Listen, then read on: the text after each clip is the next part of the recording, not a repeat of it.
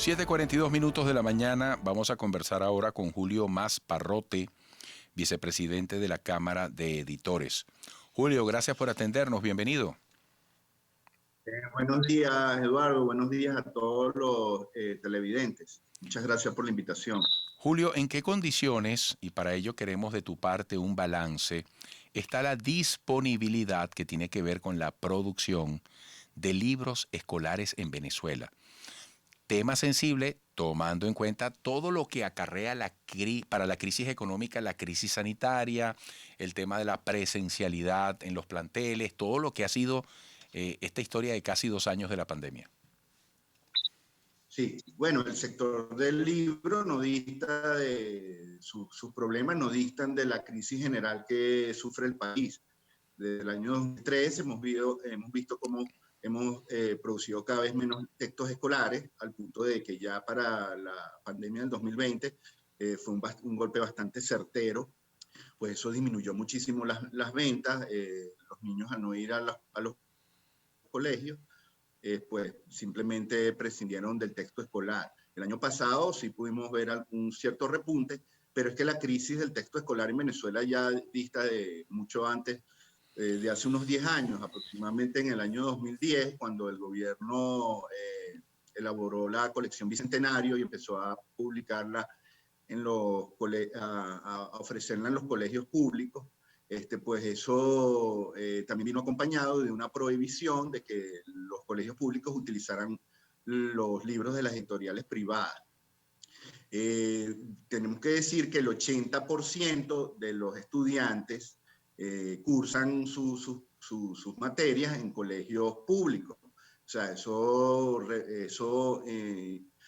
pues las editoriales privadas que antes dotaban a los colegios públicos también, pues tuvieran un 80% menos de demanda. Luego entonces nosotros nos dedicamos solamente al sector privado y bueno, la misma crisis que desde el año 2013 ha disminuido el PIB en un 80%, pues también ha ido pues mermando la capacidad de los padres para comprar libros. Además de eso tenemos entonces que sumarle el uso indiscriminado de la internet, pues la piratería, pues estamos siendo víctimas de una copia de textos escolares, pues en centros de copiado, el manejo de PDF sin la debida autorización. Pues de verdad que él se encuentra en una fase crítica. Fíjate, has hecho una descripción objetiva, oportuna, sobre la situación de los libros. Hablando de la calidad de nuestros libros escolares, ¿cómo está el ritmo de nuevas publicaciones? ¿Qué determina que haya nuevas publicaciones? ¿Cómo se definen la lista de los textos escolares en estos tiempos? ¿Cómo se dictan esas líneas? ¿Cómo es la coordinación entre las autoridades educativas estatales y los colegios públicos, los colegios privados, las escuelas públicas? ¿Qué describirías de toda esa dinámica en función de lo que significa la presencia y el aporte de los libros escolares? Y bueno, en ese caso tendríamos que hacer un poco de historia, ¿no?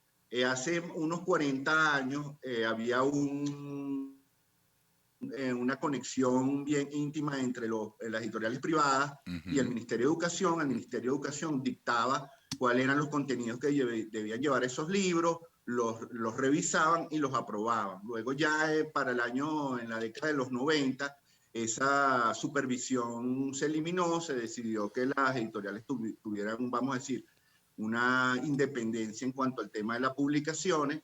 Sin embargo, ya cuando llegamos al 2010 y la colección Bicentenario entra en el mercado, entra en los colegios públicos, nos sacan a nosotros, esa colección Bicentenario, que es la con la que se están trabajando los colegios públicos, está llena de propaganda gubernamental, adoctrinante, y además para sumarle a eso, otro problema es que no nos dejan entrar en los colegios eh, públicos, lo que hace que los estudiantes en esos colegios no tengan suficiente variedad, vamos a decir, o los docentes, elegir con qué quieren trabajar.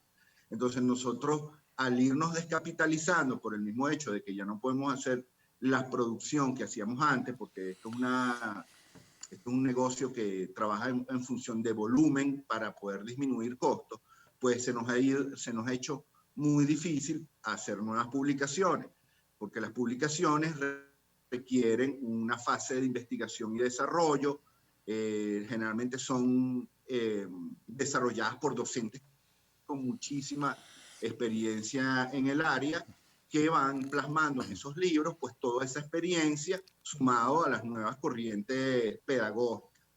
Entonces, sí hemos podido publicar algunas nuevas publicaciones, pero pudiéramos haber hecho muchísimo más. Inclusive este tema de la era digital y el uso también de las computadoras, la tecnología para poder, vamos a decir, facilitar también el estudio, pues también se nos ha dificultado porque eso también requiere de inversiones. Sí. Ahora, Juan, esos estudios, perdón. Fíjate, cómo hacer la página web, el diseño, los ilustradores. Julio, se me agotó el tiempo, pero brevemente. Google y otras formas de acceso a la información por vía digital han desplazado formalmente a los textos escolares, a ese contacto con la tinta y el olor del libro.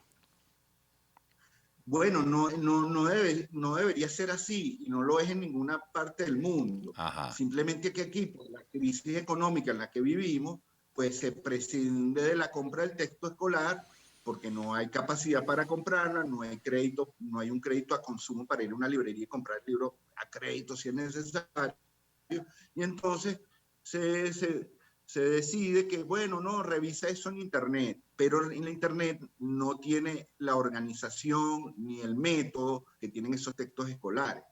Entonces, puede ser una solución, vamos a decir, improvisada, pero no es lo ideal. Bueno. De hecho, hemos visto que en otros países, como por ejemplo España, se está regresando el papel impreso.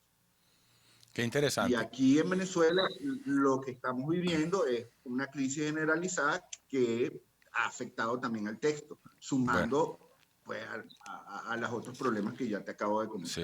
Julio, un abrazo, hasta pronto, éxitos. Bueno, saludos, que estés muy bien. Julio Masparrote, vicepresidente de la Cámara de Editores. Por cierto, Judith Figueroa, ya yo había visto otro tuit, vía Twitter desde Colombia, me dice: mi ciudad Ojeda, Zulia, hoy cumple 85 años. Agradecida si lo puedes decir en tu programa. Cumpliendo contigo, Judith, y toda la gente de Ciudad Ojeda.